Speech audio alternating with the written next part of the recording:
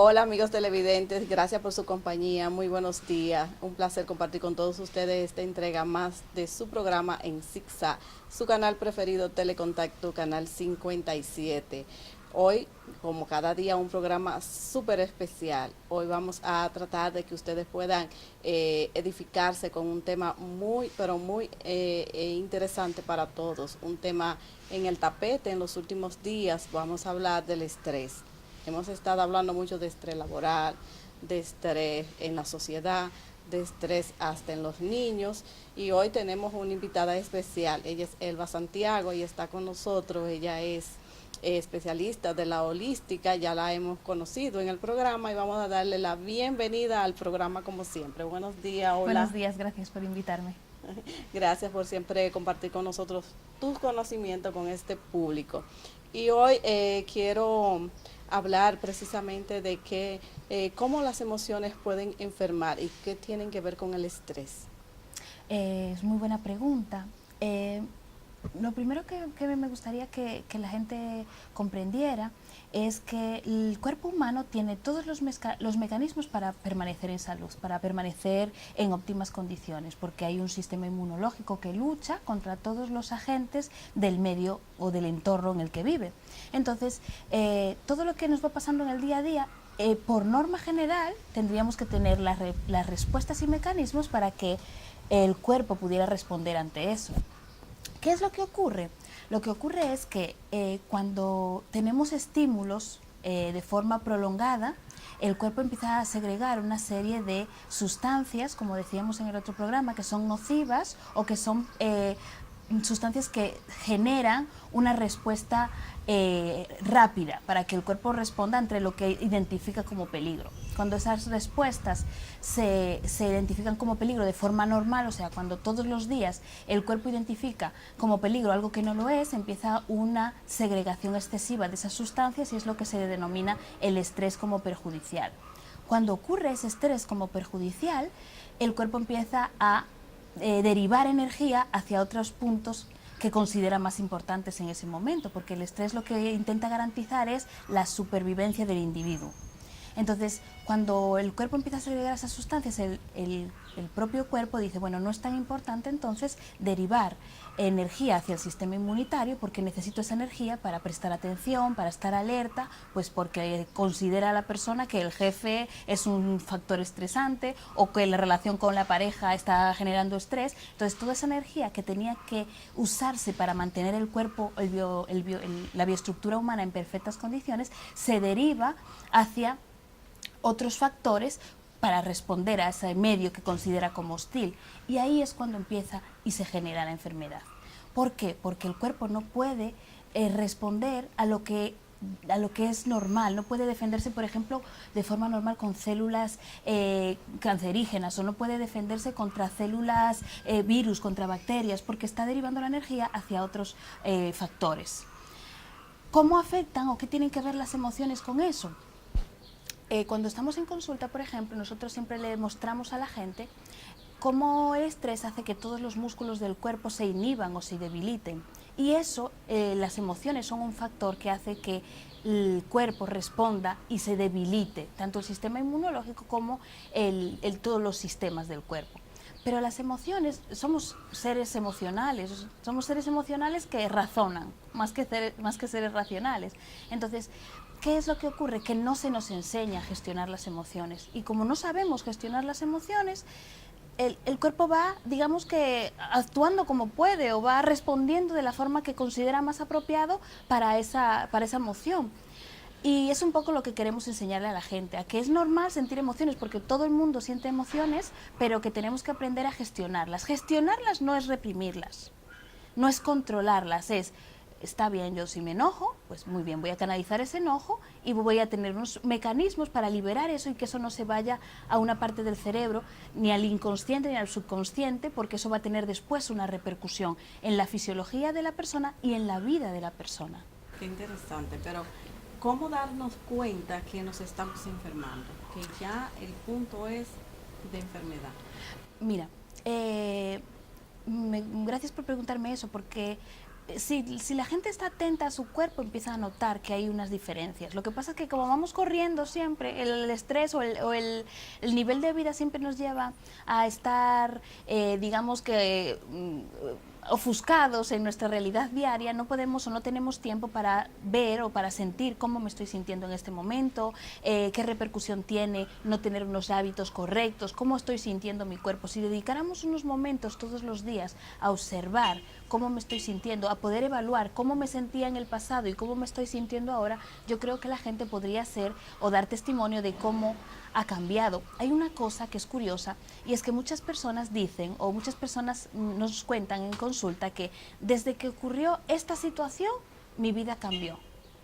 Y es porque las situaciones que vivimos día a día, esas situaciones que no sabemos gestionar, esas situaciones que no sabemos cómo llevar, cómo sobrellevar, son las que empiezan a deteriorar primero la neurología y luego todos los sistemas. Lo decía un doctor alemán que se llama el doctor Hammer, que cuando hay una situación que la persona vive como traumática, esa situación produce una alteración en el cerebro y esa alteración en el cerebro es lo que después hace que haya una repercusión en todos los sistemas del cuerpo físico y se desarrolla una enfermedad. Entonces es bueno que la gente observe o que la gente haga una introspección y diga, ¿desde cuándo yo he empezado a sentir que me siento, pues desde que me pasó, imagínate, desde que me divorcié, wow, yo sentí que después de eso como que empecé a sentir que mi vida cambió en este aspecto, o desde que cambié de trabajo, o desde que me ascendieron.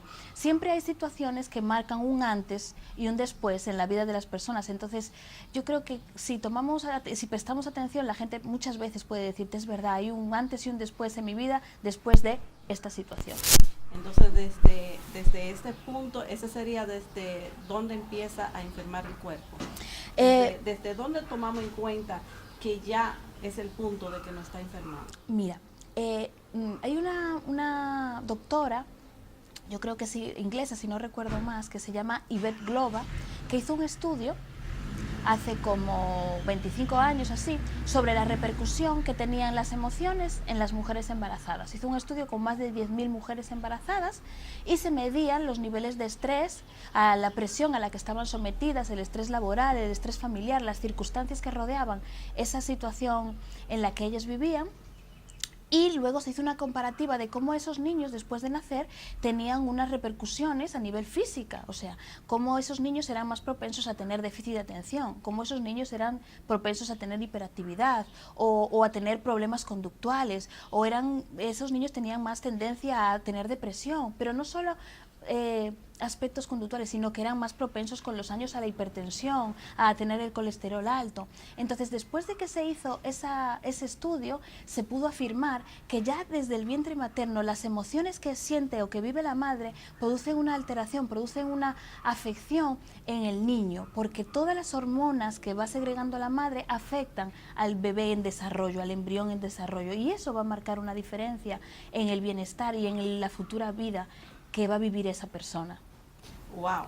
O sea que podemos ver que muchos casos que decimos ahora que cómo están naciendo los muchachos, que cuánto nacen hiperactivos de por sí, que ya desde pequeñito vemos un niño que no tiene un mes y lo vemos cómo hacen unos movimientos y cómo lloran o cómo ríen exageradamente, como algo como que lo vemos como que se está saliendo de lo que acostumbrábamos. ¿Podemos decir que radica aquí? En muchas ocasiones, si a nosotros no nos gusta generalizar y decir todos los casos, porque cada caso es individual, pero sí una proporción amplia tiene que ver a cómo ha vivido la madre el embarazo, hacia el niño, si es un niño deseado, si no es un niño deseado, qué problemas ha tenido la madre, qué ocurre en ese entorno familiar. Y ya desde ahí empiezan a surgir, digamos que son las remanencias, la base a lo que va a ser la vida física, emocional y mental de esa persona en la edad adulta. Okay. Podemos decir, Elba, que las emociones que afectan totalmente el estrés, afectan el cuerpo. Ahora que vemos tantas enfermedades, por ejemplo, el cáncer, que nunca podemos encontrar la cura total, que muchas teorías, muchas técnicas que se aplican, que a algunos les da, que a otros no les da. Podemos decir que tal vez como tú dices, no generalizando, tiene un poco que ver con las emociones y los problemas de las personas? Mira, de esto es muy, muy buena pregunta, de verdad, porque hay varias cosas que me gustaría aclarar en relación al cáncer y a todo tipo de enfermedades serias y graves, y es, en principio, lo principal es que normalmente una enfermedad, por norma general, lo que nos dice nuestra experiencia es que no hay una causa única que la provoca. Por ejemplo, hicieron un estudio también sobre cómo se transmitía o cómo eran las enfermedades hereditarias. Enfermedades hereditarias como, imagínate, pues la diabetes o la hipertensión. Y la gente asocia, dice, ah, no, es que mi papá era diabético, entonces yo tengo una alta probabilidad de ser diabético también. Sin embargo, ese estudio demostró cómo hijos adoptados de padres hipertensos, de padres diabéticos, desarrollaban la misma enfermedad que los padres. Y ahí se abrió un poco lo que es la epigenética, que es la nueva genética, el nuevo desarrollo de la nueva genética ligada a las emociones. Lo que dicen médicos como el doctor, ¿cómo se llama este señor? Bruce Lipton, que es el padre de la epigenética, dice que el entorno en el que vive la persona es determinante para saber qué gen se va a expresar y se va a desarrollar una u otra enfermedad. Entonces, eso es importantísimo porque le da a la persona la llave, le da el poder para saber o para manejarse de una forma que determine cómo va a ser la salud o no.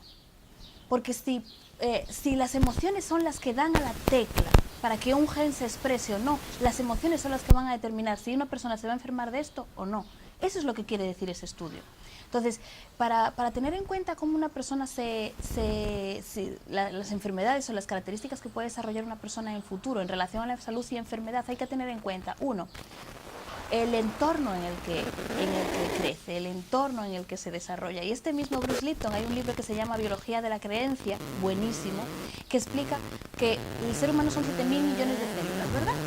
Entonces, que él empezó estudiando una célula que sacaba de su entorno, la ponía en una célula sana, la ponía en un entorno sano y la célula se reproducía, crecía con normalidad. Cogía esa misma célula y la ponía en un entorno dañino y esa célula se enfermaba. Pero no obstante, cogía esa misma célula y la volvía a colocar en un entorno sano y esa célula se sanaba sola. Se sanaba sola sin antibióticos, sin pastillas, sin medicina. ¿Por qué? Porque esa célula, igual que el ser humano, tiene la capacidad para sanarse, para regenerarse. ¿Qué es lo que pasa? Que vivimos en un entorno que está influenciado por muchas características, como por ejemplo la alimentación. La alimentación es fundamental en la mayoría de las enfermedades, pero la gente, o a lo mejor en los países que tienen menos conocimiento, no se toma tanto en cuenta. Sin embargo, hay muchos productos que son alimentos básicos para la gente y que realmente son tóxicos y que producen un medio muy ácido que hace que se reproduzcan células que no son beneficiosas o que hace que haya una mayor propensión a tener, por ejemplo, bacterias, virus o enfermedades infecciosas. Pero si eso no se le aplica o no se le da a conocer a la población normal, no pueden saber gestionarlo porque no lo saben, no tienen ese conocimiento. O sea, me quedo yo pensando así con las personas enfermas, familiares, personas que no conocen, puede darle la salud a hacer un cambio radical. He visto, sobre todo aquí en República Dominicana, en Granada, conozco de un lugar que fue un primo mío, diagnosticado con un cáncer terminal, y fue a un lugar, hizo un cambio, no recuerdo cuánto duró allá, y él sanó. Sí, es que, como yo te decía, nuestra experiencia lo que nos dice es que siempre hay varios factores que están interfiriendo, que están provocando una enfermedad. Yo no puedo decir todas las enfermedades son emocionales, todas las enfermedades son de esto. No, porque cada uno es diferente y cada uno tiene una vida y responde ante los diferentes estímulos de forma diferente, pero que siempre hay varios factores. Esa es la experiencia que nosotros hemos podido vivir. Las emociones tienen una importancia grandísima en la salud de las personas, pero también la alimentación tiene una importancia grande, y también el medio en el que se desenvuelve, en el entorno, como decía Bruce Lipton, sobre las células en las que está envuelto o sumergido una persona, determinan cómo va a ser su salud o no, o su ausencia de ella. Me encantaría volver otro punto que ya tocamos, pero es el de las embarazadas. Sí. conociendo ya del tema, ya una mujer que conozca lo que acaba de exponer, ¿cómo puede una mujer embarazada entonces hacer ese esfuerzo para cuidar a esa criatura, de no afectarse las emociones? ¿Puede darnos algunos tips para que ella pueda...? Sí, yo es importante saber que todo lo que vive la madre está teniendo una repercusión sobre el niño, sobre el bebé. Entonces, como te decía al principio, no es evadir las emociones, no es controlarlas, es saber gestionarlas y fomentar la inteligencia emocional, en el sentido de no nos podemos enojar, está bien, pero hay que observar por qué me estoy enojando, cómo puedo, digamos que, cambiar o cómo puedo soltar ese enojo. Por ejemplo, en las personas que no están embarazadas lo normal es que haga ejercicio, pero en una embarazada no le vas a decir, haz ejercicio, ponte a correr. Pero es bueno que, por ejemplo, escriba.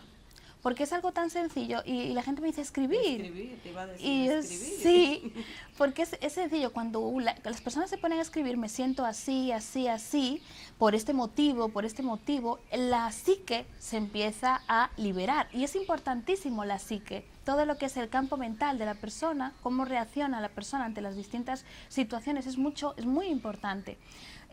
No se da cuenta muchas veces, las personas no tienen en cuenta que las emociones vienen muchas veces por pensamientos que se empiezan a repetir y van engordando esas emociones. Entonces, cuando uno puede desahogarse, entre comillas, si no puede hacerlo con la otra persona escribiendo, pues me siento de esta forma, por este motivo, desde este punto, me siento así, así. Puede llegar a haber una buena comunicación, la persona empieza a liberar la psique, empieza a liberar el cerebro, y con eso empieza a haber ya una sanación interna. Entonces, cuando la persona puede desahogarse, el cuerpo empieza a tranquilizarse y empieza a liberar hormonas de bienestar.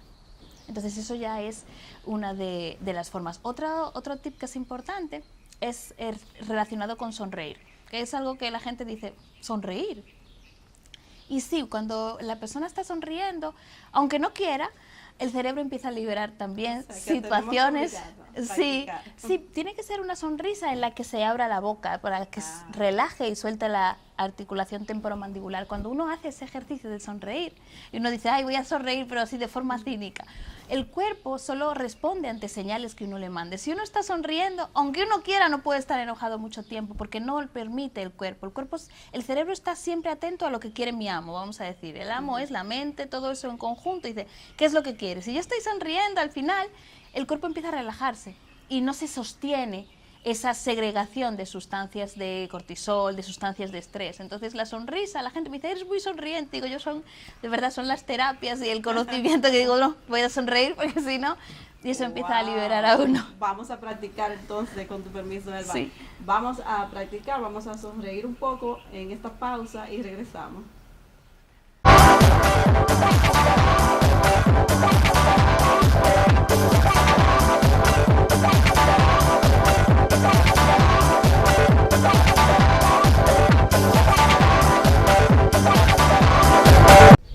Bien, amigos televidentes, ya estamos de regreso. Gracias por continuar con nosotros. Ahora vamos a continuar con el tema. Elba, me quedé cuando explicaste los de las células, cómo se desarrollan en un lugar y se afectan si es negativo, sí, para yo llamarlo así, y cómo si vuelves y la colocas en un ambiente sano, vuelven y se recuperan.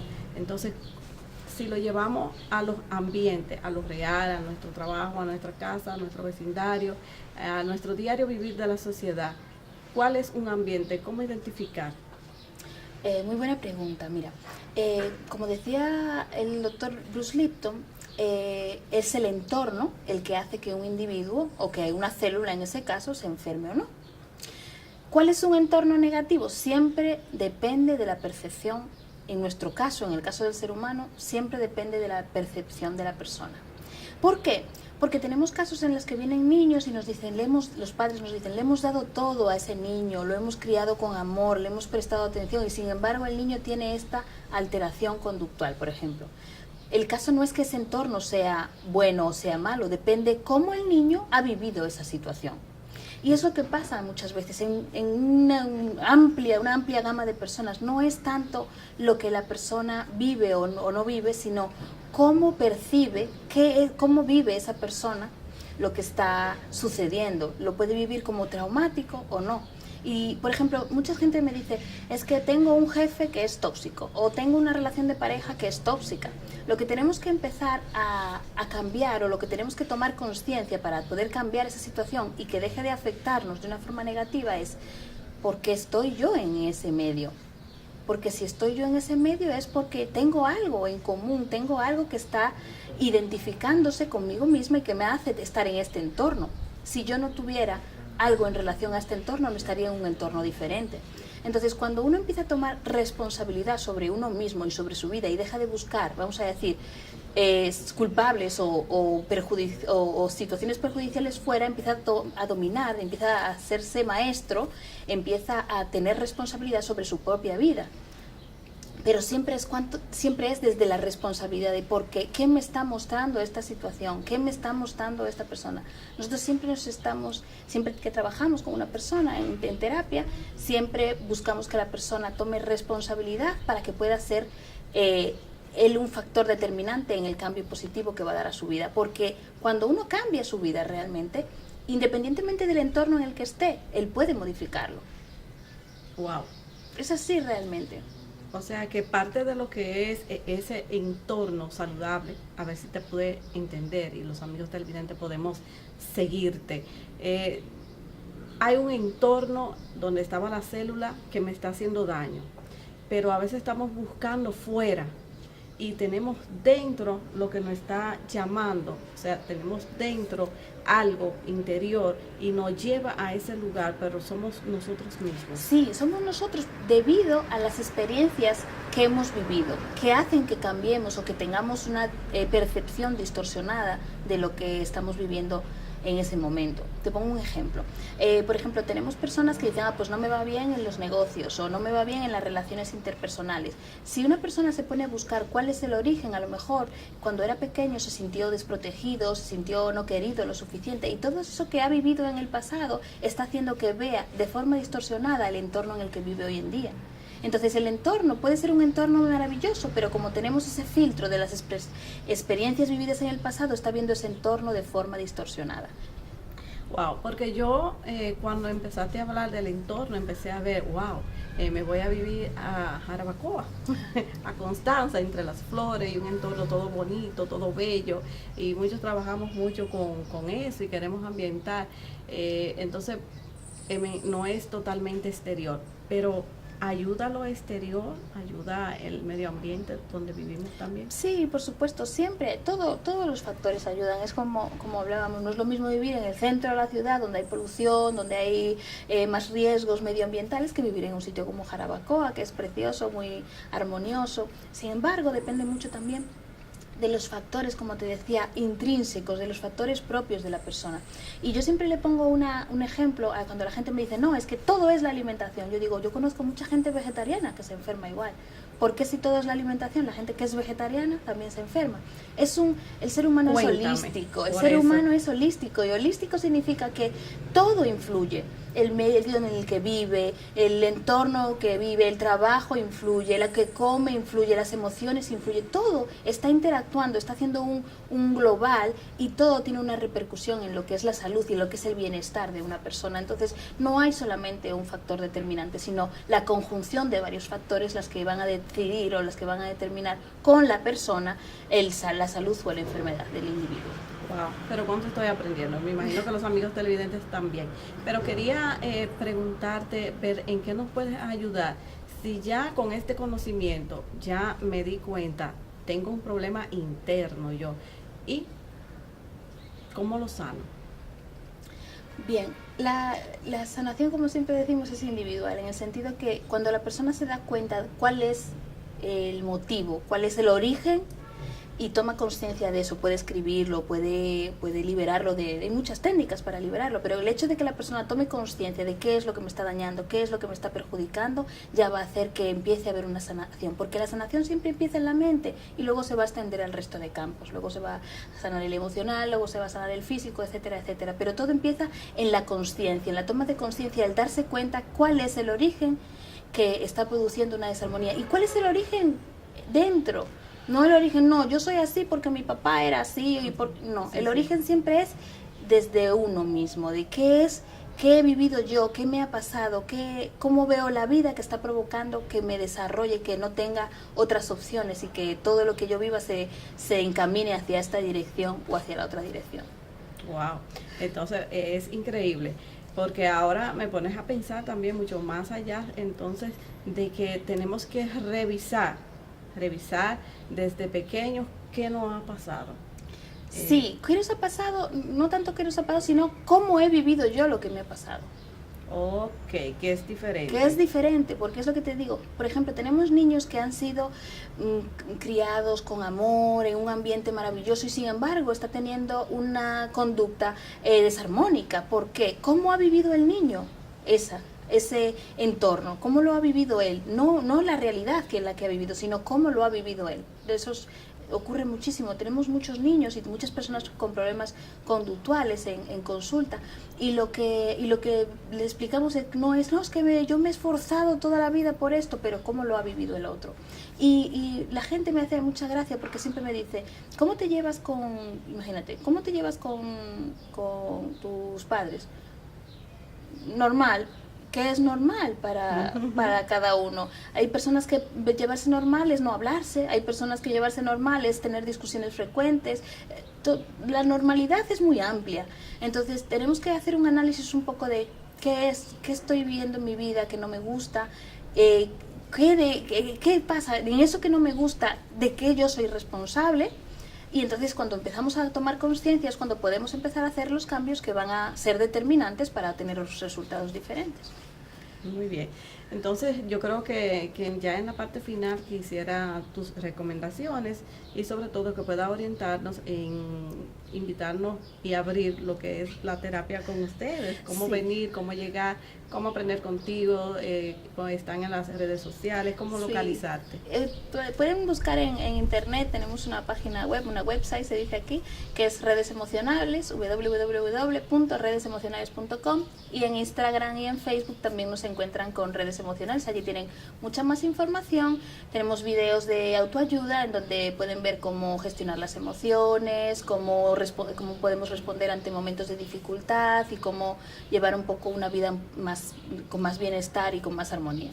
Bien, quiero darte las gracias por tu participación en el programa como siempre. Gracias. De mucho provecho, mucho aprendizaje, cosas nuevas y quizá una forma diferente para ahora buscar soluciones a algunos problemas que quizás yo y los amigos televidentes podemos tener. Dirección, teléfono. Sí, en la página web lo ven todo. En la página web sí. está todo. Ok, bueno, pues gracias por su compañía, gracias a ti por estar con nosotros e invitarte una próxima vez a acompañarnos. Cuando quieran.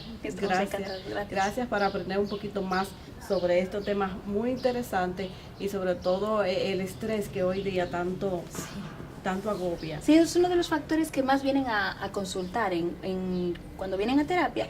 Una de los motivos de consulta más comunes es porque es que estoy muy estresado, y me hace mucha gracia porque vi un post en Instagram el otro día que decía